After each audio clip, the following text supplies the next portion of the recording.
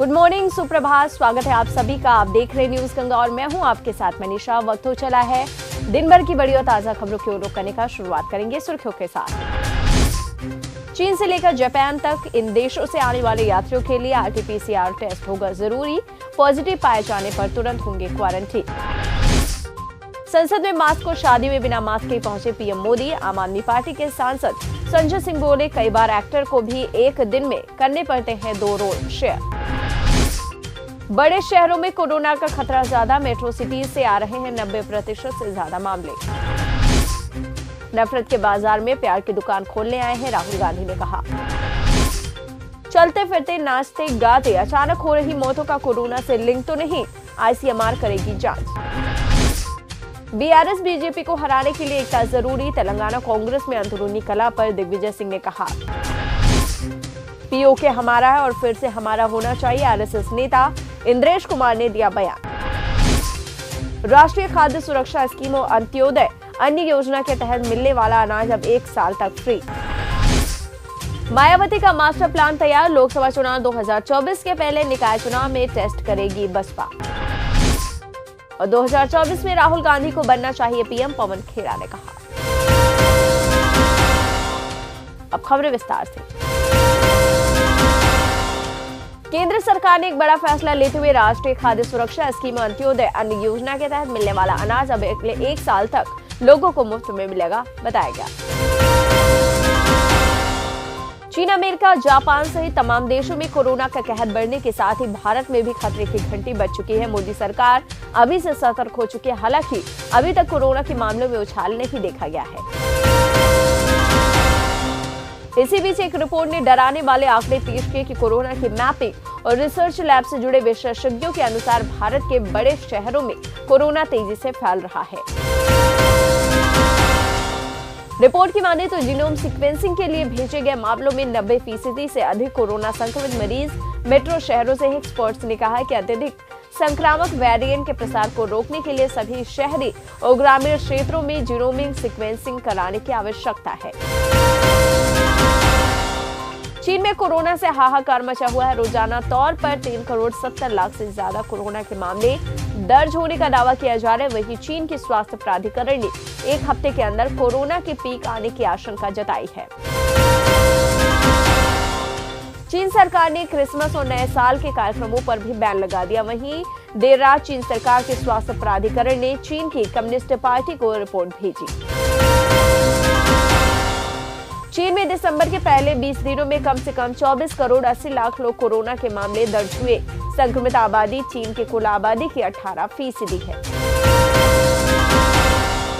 स्वास्थ्य मंत्रालय जल्दी प्रभावित देशों से आने वाले अंतर्राष्ट्रीय यात्रियों के लिए सुविधा फॉर्म की प्रक्रिया भी शुरू कर सकता है। इसके जरिए यात्रियों को यात्रा से पहले RT-PCR टेस्ट की रिपोर्ट अपलोड करनी होगी। BRS बीजेपी को हराने के लिए एकता जरूरी। तेलंगाना कांग्रेस में अंदरूनी कलह पर दिग्विजय सिंह ने कहा।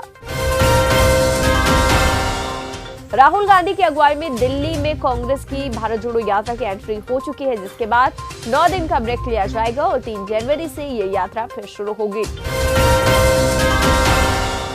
राहुल गांधी की 2024 में PM बनने पर कांग्रेस नेता पवन खेड़ा ने कहा, हां, उन्हें बनना चाहिए। कांग्रेस सांसद जयराम रमेश ने भारत जोड़ो यात्रा को लेकर कहा कि 26 जनवरी से 26 मार्च तक हाथ से हाथ जोड़ो अभियान चलाया जाएगा, जो भारत जोड़ो यात्रा का संदेशा हर बूथ और ब्लॉक में पहुंचाएगा। भारत जोड़ो यात्रा में राहुल गांधी ने कोविड प्रोटोकॉल तोड़ा है। कोरोना संकट के बीच वो बिना मास्क के नजर आए। यात्रा में उनके साथ चल रहे कांग्रेस नेता और कार्यकर्ता भी बिना मास्क के ही दिखे।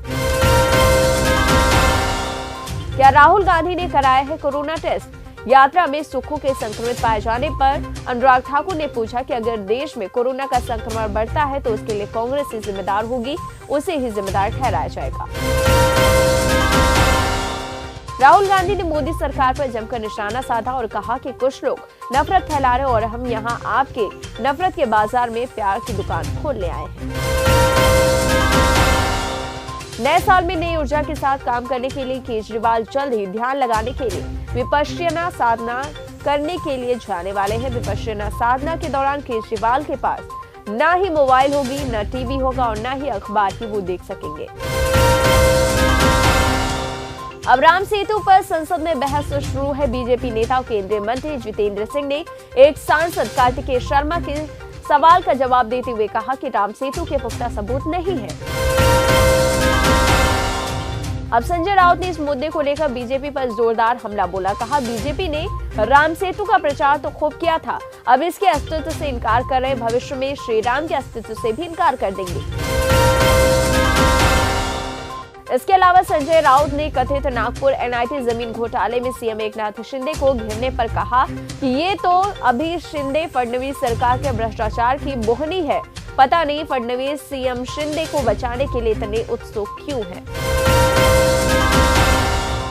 सुशांत सिंह राजपूत की मैनेजर रही दिशा सालियान की मौत को लेकर फिर से जांच करवाने के लिए विधानसभा में देवेंद्र फडणवीस ने एसआईटी के गठन का आदेश दिया। आपको बता दें, दिशा सालियान केस में आदित्य ठाकरे का नाम उछाला जा रहा है। पीओके हमारा है और फिर से हमारा होना चाहिए, आरएसएस नेता इंद्रेश कुमार ने बयान दिया। इंद्रेश कुमार ने रंगों को लेकर बयान देते हुए कहा कि ऐसा कोई भी रंग नहीं जो कि मालिक को प्यारा ना हो। तमिलनाडु में जयललिता की करीबी शशिकला ने 2024 से पहले एआईएडीएमके को एकजुट करने के लिए संदेश दिया और कहा, मिलकर लड़ेंगे चुनाव। कोरोना प्रभावित देशों से आने वाले यात्रियों के लिए नेगेटिव टेस्ट रिपोर्ट अनिवार्य किए जाने के मैसेज की सच्चाई कुछ और ही है। स्वास्थ्य मंत्रालय ने साफ करते हुए कहा कि कोरोना प्रभावित देशों से आने वाले यात्रियों से नेगेटिव रिपोर्ट नहीं मांगी जा रही।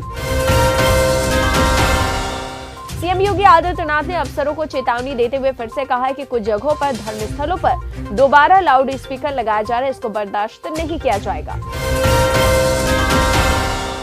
मथुरा में शाही ईदगाह की अमीन रिपोर्ट का आदेश, 20 जनवरी को अगली सुनवाई।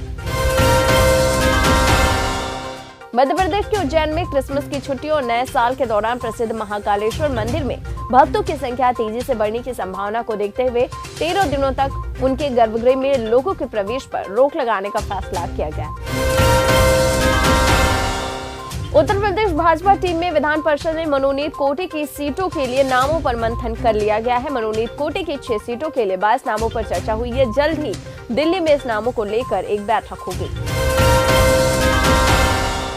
आपको बता दें, बैठक के बाद 6 नाम सीएम योगी आदित्यनाथ के जरिए राज्यपाल आनंदीबेन पटेल को भेज दिए जाएंगे। सूत्रों के मुताबिक इस बार भाजपा क्षेत्रीय अध्यक्षों और प्रदेश पदाधिकारियों को परिषद भेजने की तैयारी कर रही है। एनआईए ने खालिस्तानी चरमपंथी समूह पर बड़ी कार्रवाई की है। हाल ही में नए दर्ज कराए गए एक नए मामले में राष्ट्रीय जांच एजेंसी पंजाब और जम्मू में कई स्थानों पर तलाशी ले रही है। दिल्ली एयरपोर्ट पर नहीं करना पड़ेगा घंटों तक इंतजार। हालात सामान्य होने के बाद अब 10 मिनट में ही मिल रही एंट्री। आपको बता दें, कुछ दिन पहले टर्मिनल 3 पर हालात ऐसे हो गए थे कि लोगों को 8 से 10 घंटे तक लाइन में खड़ा होना पड़ता था।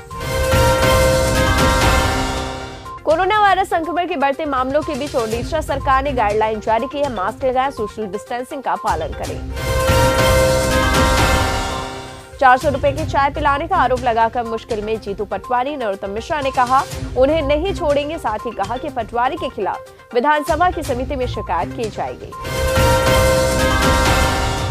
बागपत पहुंचे पूर्व उप मुख्यमंत्री दिनेश शर्मा ने किसानों को बड़ी सौगात देने की बात कही और कहा कि एमएसपी को लेकर चर्चा होगी और किसानों के हित के लिए जो भी कदम उठाए जा सकेंगे सरकार उठाएगी।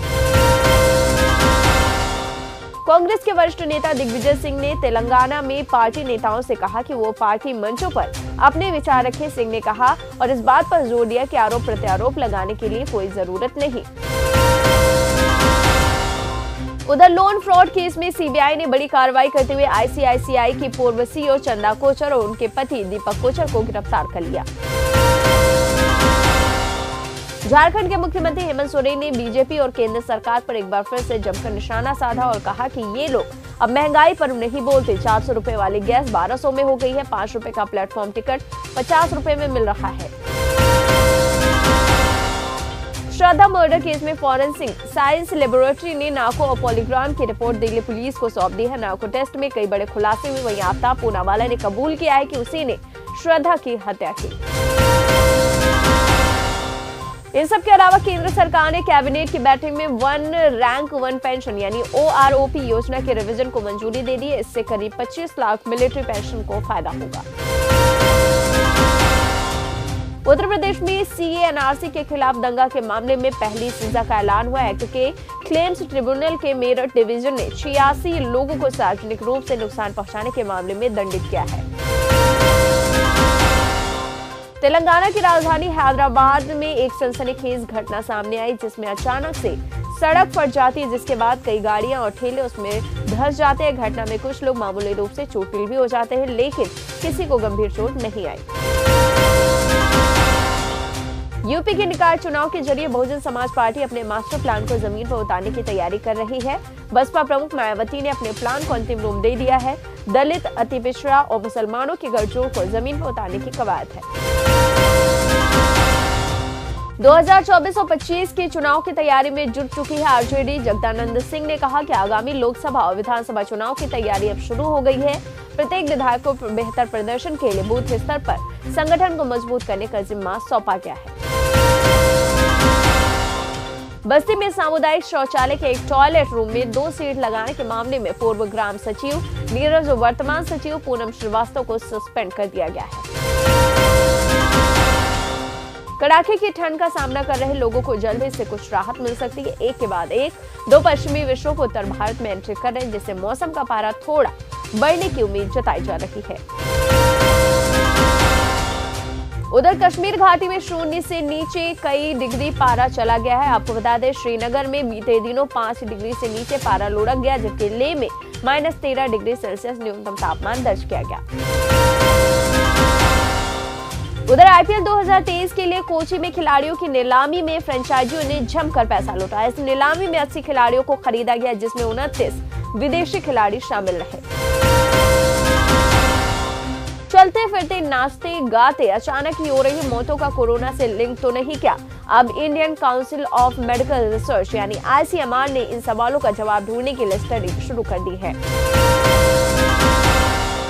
अमेरिकी विदेश मंत्री एंटनी ब्लिंकन ने कहा है कि चीन का कोविड-19 के मामलों में हालिया वृद्धि पर रोक लगाना अमेरिका के हित में होगा, क्योंकि दुनिया की दूसरी सबसे बड़ी अर्थव्यवस्था के बंद होने से काफी जटिलताएं उत्पन्न होगी। नोएडा से गाजियाबाद के मोदी नगर के लिए अब आधे घंटे में बस मिलेगी। इसके लिए 10 इलेक्ट्रिक बसें चलाई गई हैं। साथ ही इन बसों को कंट्रोल रूम से भी ट्रैक किया जा सकेगा। साथ ही ड्राइवर पर भी नजर रखी जाएगी। अब जाते जाते दुनिया की तमाम बड़ी खबरों पर एक नजर डाल लेते हैं। चीन के स्वास्थ्य प्राधिकरण ने 1 हफ्ते के अंदर कोरोना के पीक आने की आशंका जताई। जापान में भारी बर्फबारी से थमा जीवन, कड़ाके की ठंड की वजह से 8 लोगों की मौत। जिंदा है अल-कायदा का नेता जवाहिरी, आतंकी संगठन के नए वीडियो से मचा हड़कंप। चीन में हालात बेकाबू, इस शहर में हर रोज मिल रहे 5 लाख कोरोना केस, ड्रैगन ने पहली बार स्वीकारा। और ब्रिटेन पहुंचा कोरोना, सरकार की चेतावनी, बुजुर्गों से रहे दूर नहीं तो हो सकती है मौत। ये तो थी देश और दुनिया से जुड़ी हुई तमाम बड़ी और ताजा खबरें। उम्मीद हमारी जानकारी, ये खबरें आपको पसंद आई होंगी। पसंद आई है तो कमेंट बॉक्स में टाइप जरूर कीजिएगा। कोई राय, सजेशन या सुझाव है तो वो भी आप हमें दे सकते हैं। फिलहाल के लिए इस बुलेटिन में इतना ही। अगले दिन फिर मिलेंगे, तब तक के लिए दीजिए इजाजत। नमस्कार।